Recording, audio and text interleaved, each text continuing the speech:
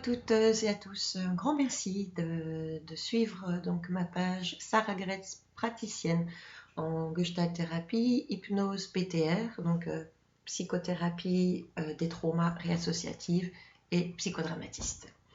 Voilà, en fait, je me suis dit, il faut que je vous présente une petite vidéo, ce sera certainement plus simple et plus interactif, histoire d'essayer de comprendre, de capter quelque chose de qu'est-ce que nous pourrions bien faire ensemble. Voilà, je dois avouer que c'est un exercice qui n'est pas vraiment simple pour moi parce qu'en fait, ce n'est pas, il n'y a pas un schéma ou une structure qui permettrait de figer les choses. Justement, la Gestalt, c'est Gestalten, ça veut dire former, donc c'est un peu la thérapie de la forme et de, pas la forme en mode physique, mais de la forme que pourrait prendre le travail et la forme en fait des résistances que nous avons dans nos vies. Et donc ça fait déjà maintenant quelques années que je pratique la Gestalt.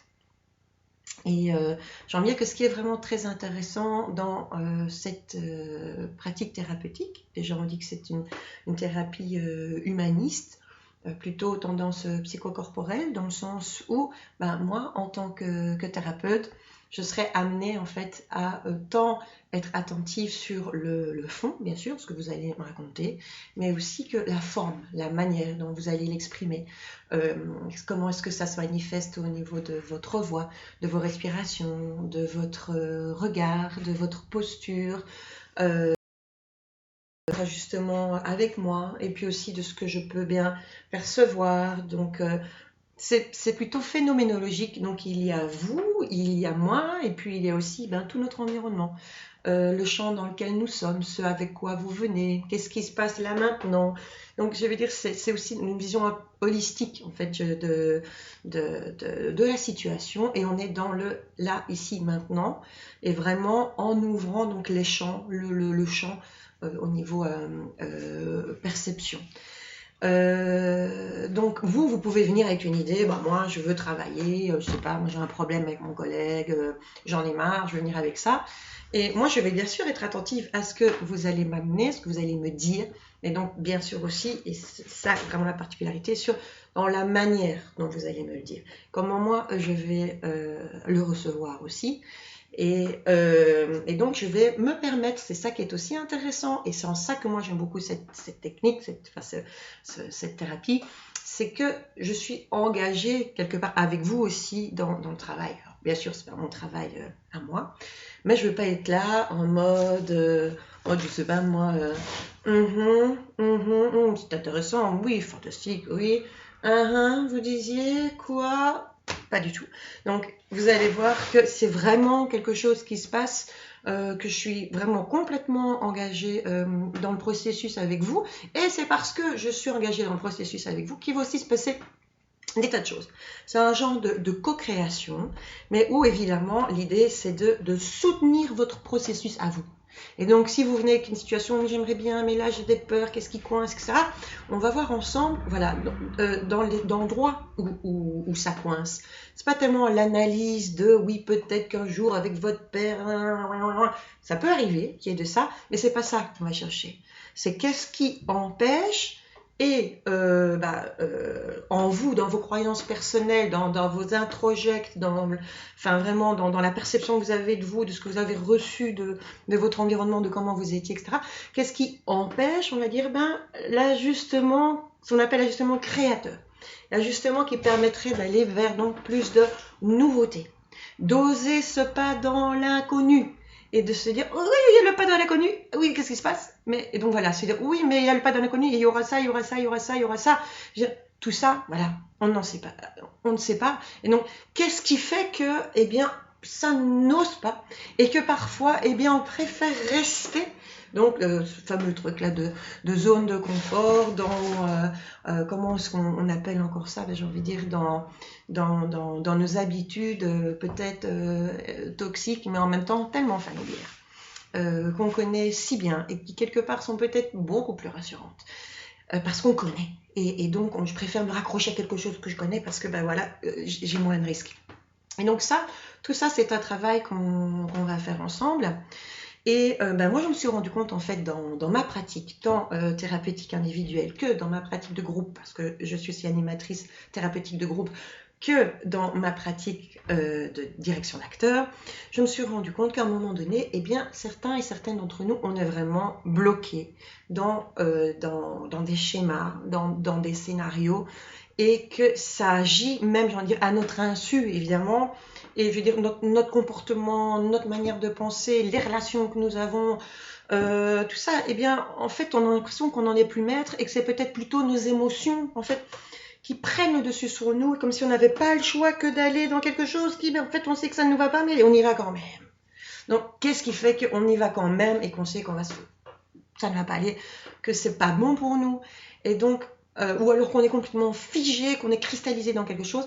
Donc ça, c'est souvent, je veux dire, quelque part, le symptôme, en fait, d'un traumatisme ou d'un choc post-traumatique. Parfois, on peut même être aussi très, très énervé, très agressif. Et en fait, tout ça, ce sont des manifestations, en fait, suite à un trauma. Et je me suis rendu compte, donc, en tant que j'étais autiste, par rapport au trauma, j'étais quand même un peu limitée. Et qu'on peut faire un travail de fond, vraiment de fou, de conscience, etc. À chaque fois quand on a quelque chose qui vient faire reviviscence par rapport au trauma au niveau émotionnel, qu'on rencontre quelqu'un dans la rue, qu'on vive une situation ou quoi, et ça vient raviver quelque chose, mais dont on n'a pas conscience, ou même si on en a conscience, c'est ça le pire, on est quand même atteint, pareil. Et donc, on va se confronter. Donc moi, je me suis dit, ok, là, il faut vraiment aussi travailler absolument en parallèle les traumatismes qui se manifestent donc par des phobies, par des peurs, par des cauchemars, par des angoisses, par des stress, et aussi beaucoup par du psychosomatique. Et donc, c'est pour ça que pour l'instant, je suis en train donc, de continuer à me former ici donc en PTR, psychothérapie d'hypnose, psychothérapie des traumas réassociatives. Et ça, c'est aussi assez fabuleux parce qu'en fait, la grande histoire, c'est que notre cerveau est bête et c'est en ça qu'il est intelligent. Ça veut dire quoi? Ça veut dire que au moment de l'hypnose, c'est une hypnose conversationnelle, vous êtes bien conscient, vous êtes maître de tout, vous contrôlez les rênes, et d'ailleurs on va faire des petits exercices par rapport à ça pour que vous soyez vraiment conscient que c'est vous qui maîtrisez la situation et que de nouveau, moi en tant que thérapeute, je suis là pour supporter avec vous le processus pour qu'on soit ensemble.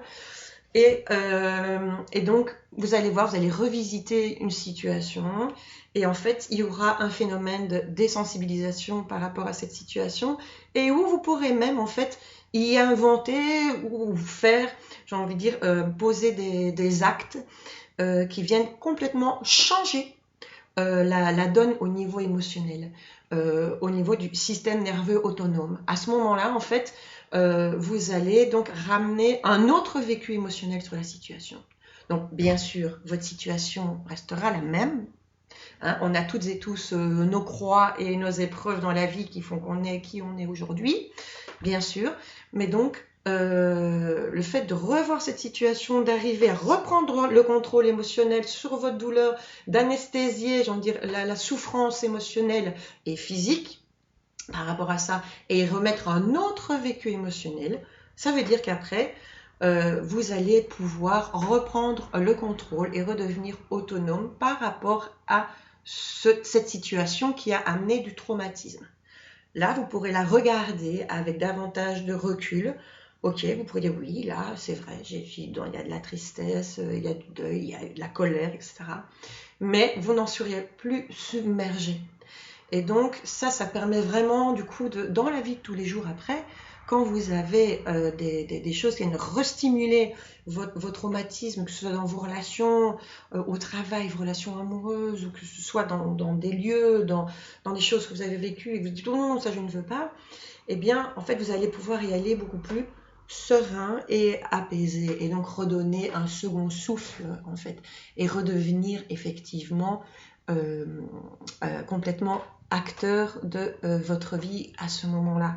Et vous aurez tous des phénomènes de protection, que vous avez déjà, mais là vous en aurez conscience de c'est comment est-ce que je me protège, comment est-ce qu'il y a ces phénomènes de protection, comment est-ce que je suis donc dans un genre de bulle et que je ne me laisse plus autant impacter par tout ce qui m'arrive. Voilà. Je suis désolée, ça fait déjà 10 minutes car que je vous parle. Je ne sais pas si vous aurez eu la patience de m'écouter jusque-là. Donc je vous invite en fait à prendre contact avec moi si ça vous intéresse. Donc mon numéro de téléphone, je pensais sur la page. Voilà. Je me réjouis déjà de vous rencontrer, de vous entendre et donc de co-construire avec vous. Voilà, pour une vie meilleure, vers un monde meilleur, je l'espère, d'autant dans la situation actuelle qui quand même nous fragilise énormément, qui génère tellement d'inquiétudes. Donc voilà, n'hésitez pas, peut-être même des commentaires auxquels je pourrais répondre. Et d'ores et déjà, un grand merci pour votre confiance. Au revoir.